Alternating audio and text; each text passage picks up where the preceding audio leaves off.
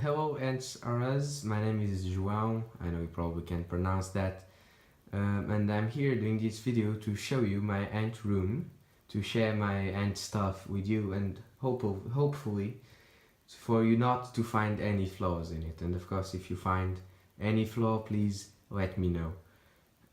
So first of all, I'm obviously very nervous because I'm Portuguese and I'm trying to record and at the same time speak at the best of my English performance.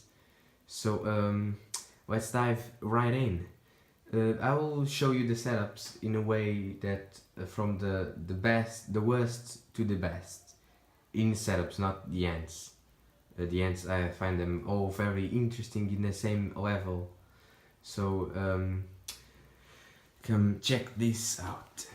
Right here, down here, we have a setup which is built with parts bought from Antkit. Oh, Jesus Christ! Bought from Antkit over at Britain. This setup is for a Phydolie colony. Unfortunately, they are not doing that well. That's not the Phydolie I bought from you. This is Phydolie pallidula. I can't pronounce the ants' names correctly, especially while doing some kind of British accent that I cannot stop doing when I'm speaking English. I'm sorry, and it's probably very awful.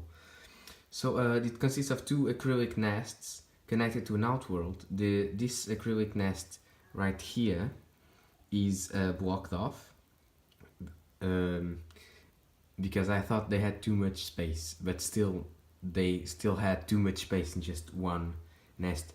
I had 3 queens, all like the one you see right there. Let me see if I can. Can you see her? She's right there. She's the last one standing from her colony. I firstly had 3 queens and about 20 workers total. Only small workers, they didn't have any majors yet. But unfortunately they started dying off. That one is the last ant standing. And well, that's pretty bad for me, of course. And this is an issue that I want to solve. So if you have any tips as what I should do about this girl right here. As you can see, I can remove the cover and it's still acrylic here. Now you can see her better probably. They are very beautiful ants. They're very, because of the polymorphic, because they have polymorphic and because they are bright orange. I hope I can keep her alive, but I don't know how to do so, because even if I want to move her to a test tube setup, that might be too harsh and kill her. So well, but the setup is pretty simple. It's a substrate made out of coral rock, test tube with water. This is a little bit of cinnamon cake, I think, for them to eat. And I have some protein jelly, but now I'm spoon feeding down that tube right there so that the queen can eat, and it's not up here as you'll see in other ant outworlds. Now another ant outworld that I have built with parts brought from Antkit is this one. This one, as you can see, is basically the same, two nests connected to an outworld. This outward got broken during the travel, so I had to patch it up with hot glue, as you can see. And that is baby powder and alcohol. Now the substrate here is pretty simple. It's just a plain substrate for terrariums. It's very cool, very white, and contrasts very well with my ants. In there I don't have many decorations because the ants are very big and very beautiful. I have only honey, protein jelly, and a water test tube behind. Now to the ants. The ants right here are Camponotus rufipes. I don't know. They are American Camponotus. They are very big and very slim.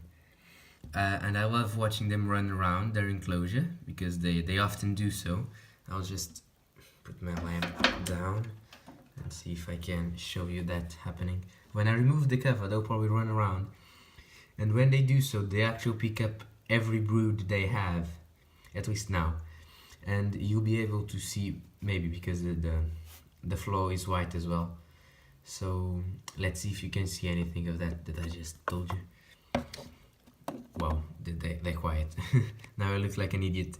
You can see the eggs on that one's mouth and the larvae there. See, running here. They often stay in this end of the nest to protect it, and over here. And you know, I will only see like the queen and 2 workers, but then if I tap on the floor, they'll come running from here to aid the queen and the brood. As you can see, the queen is very, very big, and the workers not that much, because this is the first batch of workers she has ever had. And I love this colony. They're very easy to keep, at least for now.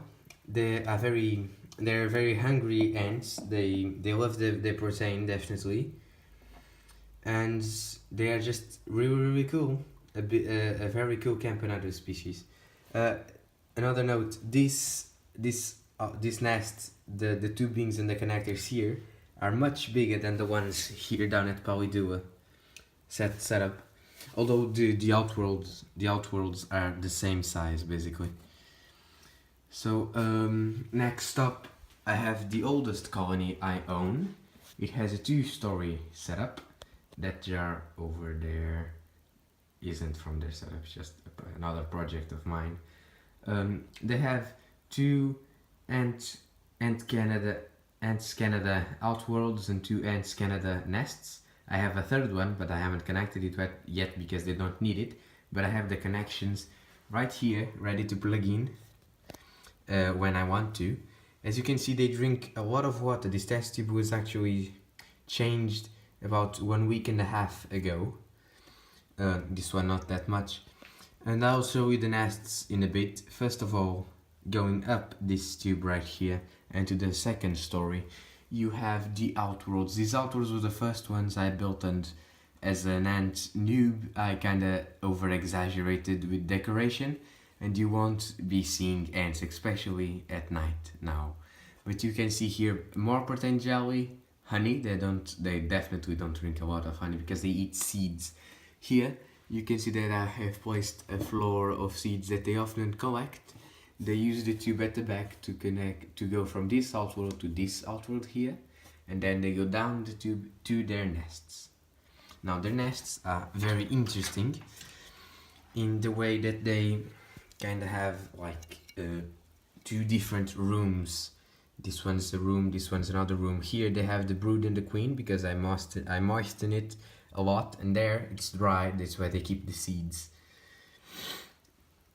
Let's see if I can just plug my lamp here. As you can see, I'm using this detachable lamp to show you the stuff around. Now here, I hope I can show it well. You'll see the seeds they have been collecting. Actually, just have to get ready to have it attached. There, you see some ants going around, and this is a very quiet room. Actually, they don't tend to be here a lot. They just store the seeds, and anytime they need some seeds, they just come here and they bring it over to their main nest to transform the seeds into ant bread. I'll show you the ant bread in a bit. I left the cover here. I'm an idiot.